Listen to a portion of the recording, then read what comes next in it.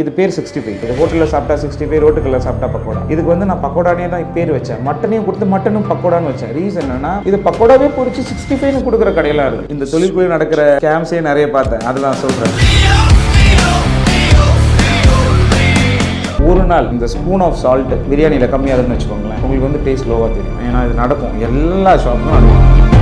2-1 lakh கேட்குறாங்க, அது கம்மி கிடைக்க மாட்டேங்குது. இந்த ஷாப்புக்கு வந்து ஒரு 1.5 லட்சம் இருக்குது. கரெக்டாக செட் ஆகல. இந்த ஃபீல்டில் இருக்கவங்களுக்கு தெரியும். ஆக்சுவலி பிரியாணி ஷாப் இந்த ஒரு விஷயம் வந்துட்டு ஏன் பிரியாணி ஷாப்பில் பர்டிகுலராக வந்து சூஸ் பண்ணி நீங்கள் எடுத்து எல்லாருக்குமே ஒரு பிடித்த உணவு. ஸோ அதிகமான மக்கள் கன்சியூம் பண்ணுற உணவில் ஒன்று வெட்டிங்னாலும் எல்லாத்துலேயும் இருக்குது. ஸோ இது கரெக்டாக இருக்கும். ஸோ இதை சூஸ் பண்ணால் ஒர்க் பேலன்ஸ்டாக இருக்கும். ஆஸ் வெல் அஸ் சேனலே ரன் பண்ணும்ல. இப்போ மீல்னும் போது ரன் பண்ண முடியாது. மீல்னும் போது need employee to manage like what is that side dish எல்லாமே இருக்குது. ஃப்ராங்கான விஷயம். சும்மா வந்து நம்ம ஒரு ஒன் சைடடாக சொல்லக்கூடாது. ஸோ வந்து ஓவராலாக பார்க்கும்போது biryani is a balanced food.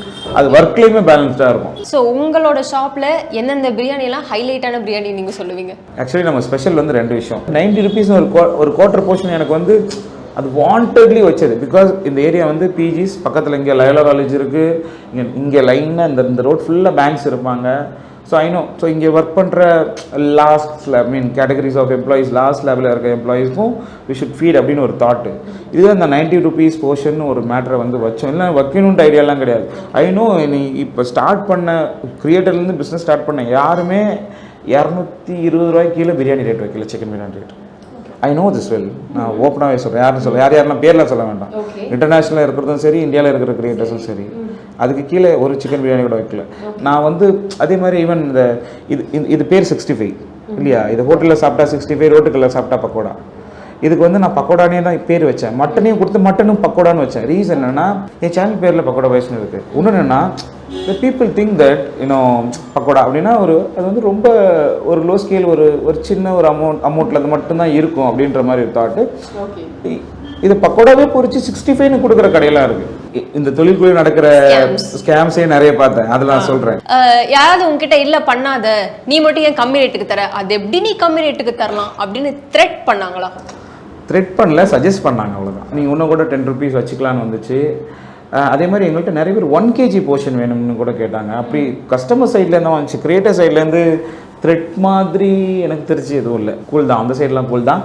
Actually நீங்கள் எங்கள் ஷாப்போட ஓப்பனிங் வீடியோ பார்த்தீங்கன்னா கிட்டத்தட்ட ஒரு 25 இன்ஃப்ளூயன்சர்ஸ்க்கு மேலே வந்து தே ஹெல்ப்டஸ்.